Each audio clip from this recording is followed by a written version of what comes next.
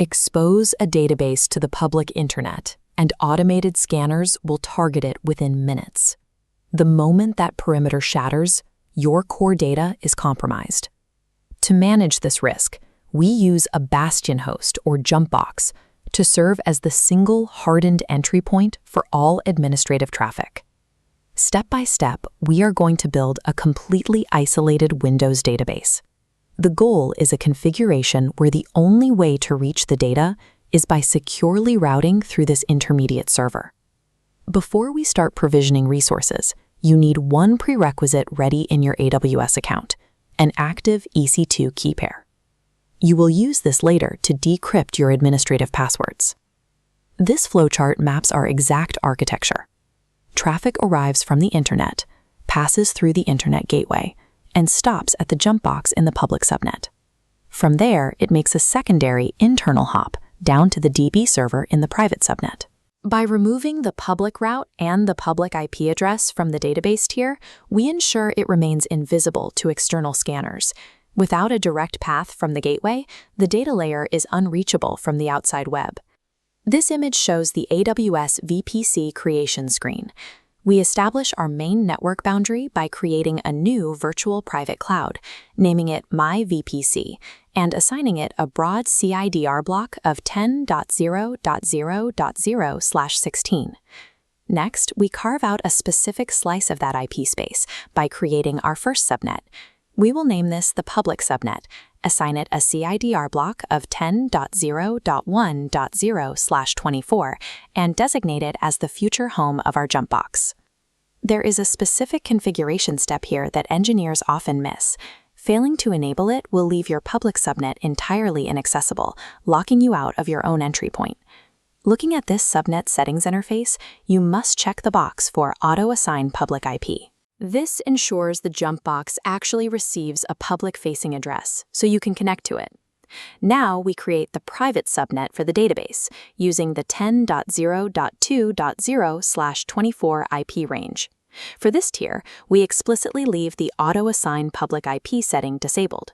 By placing the DB server in an entirely separate CIDR block with no public IP allocation, we enforce a strict network boundary. External automated scanners cannot reach what they cannot see.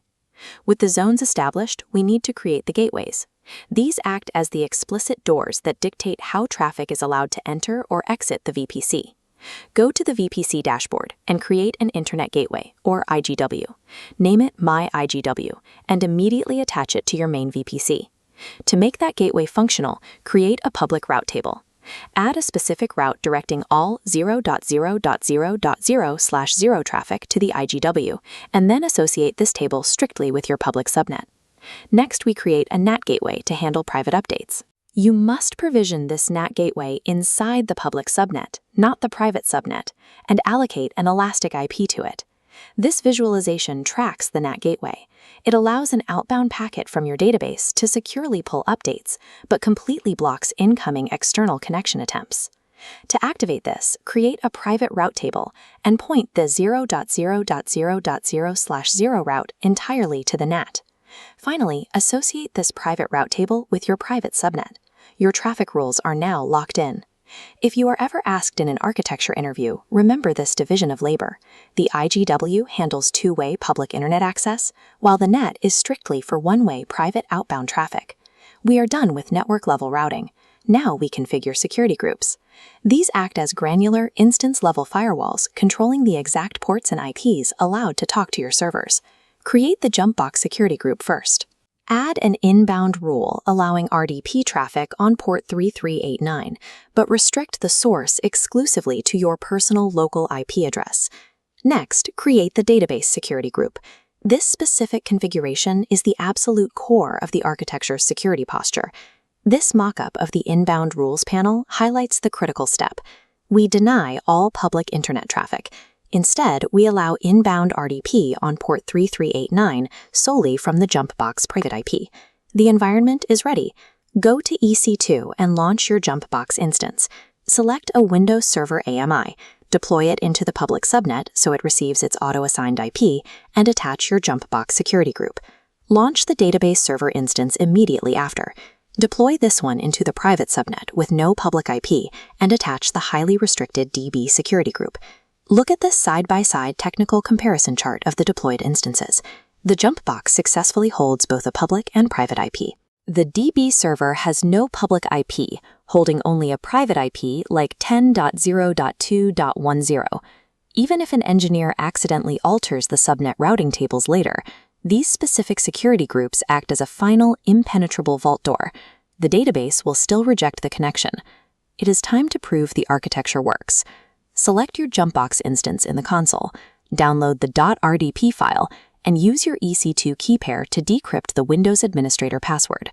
Open the file and execute the initial remote desktop login. This bridges your local machine to the public-facing Jumpbox. Once your Jumpbox desktop loads, open the remote desktop connection application strictly from inside that server. You are initiating a second separate RDP session. Here in this nested desktop interface, enter the specific private IP of the database server to execute the final secure hop.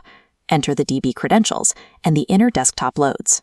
You are now fully authenticated inside the private database server, and your traffic never traversed the public internet. Mastering this zero-exposure Jumpbox architecture provides a reliable, production-ready environment. From here, you have the necessary framework to implement even tighter security integrations, like replacing RDP entirely with AWS SSM Session Manager.